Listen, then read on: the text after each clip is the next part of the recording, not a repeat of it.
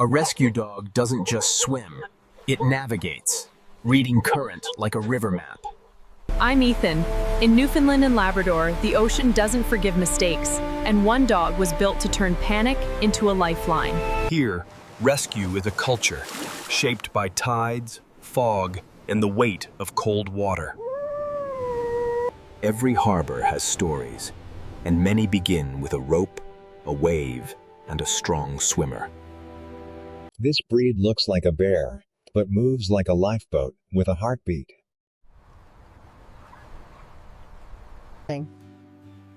Webbed feet turn power into propulsion, like natural paddles built for distance.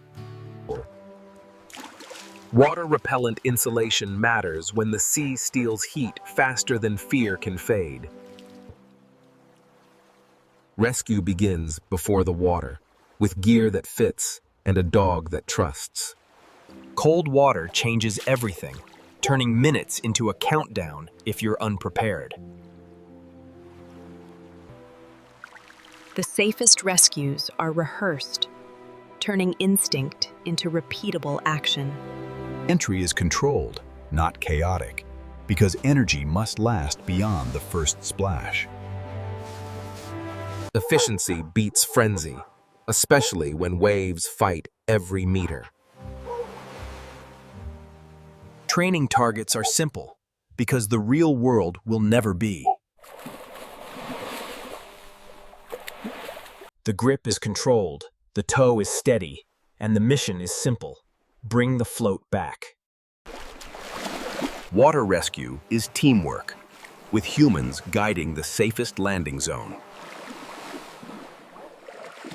Exits matter as much as entries, because injuries happen when fatigue meets slick footing. Reinforcement builds reliability, so the dog repeats the right action under pressure. For generations, strong swimmers mattered, because the sea was the workplace. One classic task is rope delivery, turning a dog into a moving connection between shore and boat. The goal is not speed, it's a clean line that can be used immediately. A calm handoff prevents panic, because stability keeps everyone safe near a moving boat. That line can pull a craft, guide a float, or create a route to shore when seconds matter. Rescue work is physics, turning muscle into controlled movement through a simple line. In training, the dog learns to approach without crashing into a person, using calm positioning. A stable toe keeps the person supported and keeps the dog's body mechanics efficient. Landing zones reduce risk, because rocks do not care how brave you are. The final meters are where rescue becomes recovery, and control prevents secondary injuries. Strength becomes useful when it's controlled, turning the dog into a moving tugboat. In rescue, tension tells the truth, showing whether the pull is steady and safe. A trained dog paces effort, because power without endurance fails halfway home. Newfoundland fog can erase distance, making orientation and planning as important as strength. Communication prevents overcommitment, keeping the dog inside safe limits. The hardest skill is often waiting, because discipline saves energy for the real moment. Dogs add capability, but equipment fills gaps when conditions exceed what any swimmer should face. Cold water recovery is immediate, because the rescue is only the first half of survival. In these waters, cold is not a mood. It's a condition that changes every decision. Distance is increased carefully, because overtraining in cold water is not bravery, it is risk. The ocean always moves, so rescue training must assume instability as the default. Plans reduce surprises, and surprises are the enemy in cold water. I'm Ethan. The Newfoundland dog wasn't made for show. It was shaped by the North Atlantic to pull, guide, and rescue where humans struggle to swim. Rescue readiness begins with visibility, watching conditions before entering them. Dogs can assist a line, but the core skill remains: controlled delivery, not chaos. Training focuses on objects and routes, because real rescues depend on calm execution. A grab handle is a simple interface, giving a swimmer a stable hold without grabbing fur.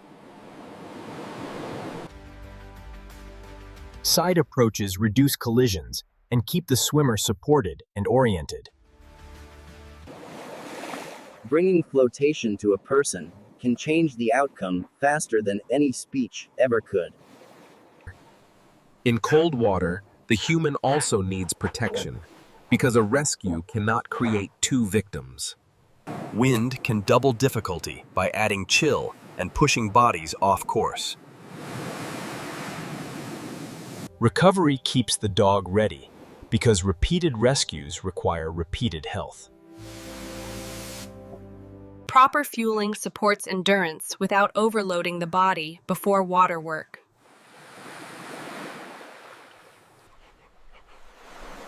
Darkness changes perception, so training includes visibility limits and stricter control.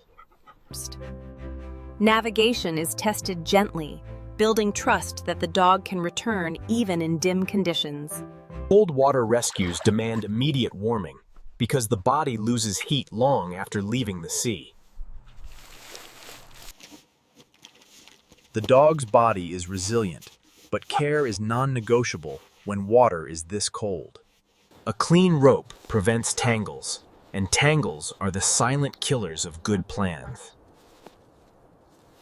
Impulse control is rescue control, because premature entries create new problems. The dog learns not to chase motion, only to respond to commands and real cues. Land conditioning supports water work, building muscle without overloading cold water exposure. Rescue capability lasts only as long as the dog's body is protected and maintained. Salt and cold can irritate skin, so rinsing is part of respect for the working athlete. In coastal towns, rescue dogs aren't entertainment. They are reassurance. Transfers must be smooth, because jerky motion can upset balance near rocks and docks. Calm emotion supports calm decisions, and calm decisions save lives. Not every rescue is dramatic, but every coastal night carries the possibility of one. Records turn effort into knowledge, helping teams train safely and consistently. Simulations build automatic responses without risking real lives during practice. Turning under load is technique, not brute force, because stability keeps the toe safe. Safe exits reduce risk, because rescue planning includes how everyone gets out afterward. A rescue dog must switch off instantly, because control prevents accidents in crowded spaces. The breed is massive, but its movement can be surprisingly precise when trained. CHOP tests endurance, because every wave is a small wall that must be climbed. Water rescue has rules, because the ocean punishes shortcuts with immediate consequences. Geography shapes rescue, because funnels and headlands can intensify current and wind. Lines can guide direction when visibility drops and waves hide landmarks. Rescues are planned around footing because slipping ends the mission instantly. The greatest rescue asset is temperament, because panic spreads faster than waves. Maintenance is part of rescue, because a well-kept coat is functional equipment. Rescue training becomes community knowledge, reminding everyone how quickly conditions can change. Weather windows open and close fast, and rescue plans must adapt just as quickly. The goal is a controlled arrival, because the shore is where recovery begins. A dog brings you home, but people finish the job with warmth, support, and medical awareness. Recovery keeps the rescuer healthy because a working dog is not a disposable tool. Calm mornings are when skills are built, preparing for the days when calm disappears. This is not a myth, it is a role. Strength, buoyancy, and a mind trained to help. In coastal life, rescue readiness is part of the daily rhythm, not a special event. The sea remains dangerous, but preparation and partnership can carve safety out of chaos.